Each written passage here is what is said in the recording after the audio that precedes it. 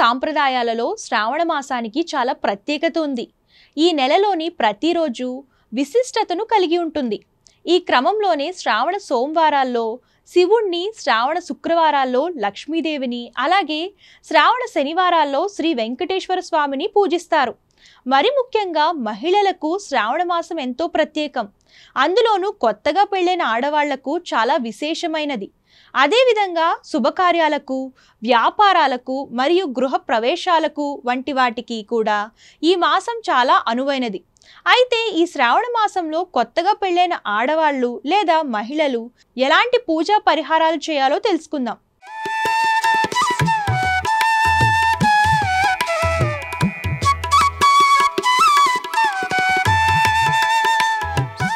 శ్రావణ మాసంలో వచ్చే శుక్రవారాలు లక్ష్మీదేవికి ఎంతో ఇష్టం. ఆ రోజుల్లో ఆ తల్లిని పూజించడం వలన అఖండమైన సౌభాగ్యంతో పాటు అష్టైశ్వర్యాలు ఇంట్లో ఉంటాయని భక్తుల నమ్మకం.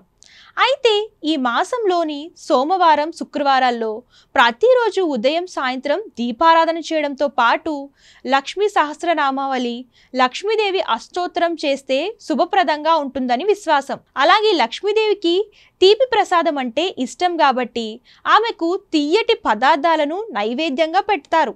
అదేవిధంగా శ్రావణ మాసంలో శివారాధన ఎంతో శుభప్రదమని పండితులు చెప్తున్నారు.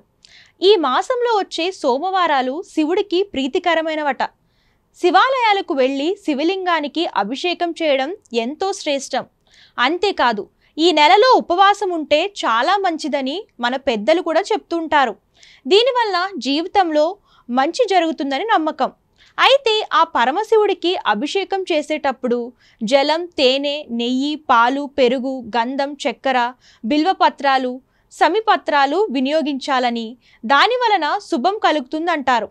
అంతేకాకుండా ఓం నమ శివాయ అంటూ జపం చేయడం వల్ల శరీరంలో మంచి వైబ్రేషన్స్ వస్తాయట. ఆరోగ్యంతో పాటు దీర్ఘాయు లభిస్తుంది. మరి ముఖ్యంగా ప్రదోషకాలం అనగా సూర్యాస్తమయం సమయంలో శివారాధన చేస్తే అద్భుతమైన ఫలితాలు ఉంటాయని చెప్తారు. అలాగే శ్రీ మహావిష్ణువు జన్మ నక్షత్రం శ్రావణ నక్షత్రం. ఈ క్రమంలోనే శ్రావణ మాసంలో శ్రీ మహావిష్ణువుని పూజించడం ఎంతో శుభకరం. అంతేకాదు, స్వామివారికి ఇష్టమైన తులసి మొక్కను పూజిస్తే మేలు కలుగుతుందని భక్తుల నమ్మకం.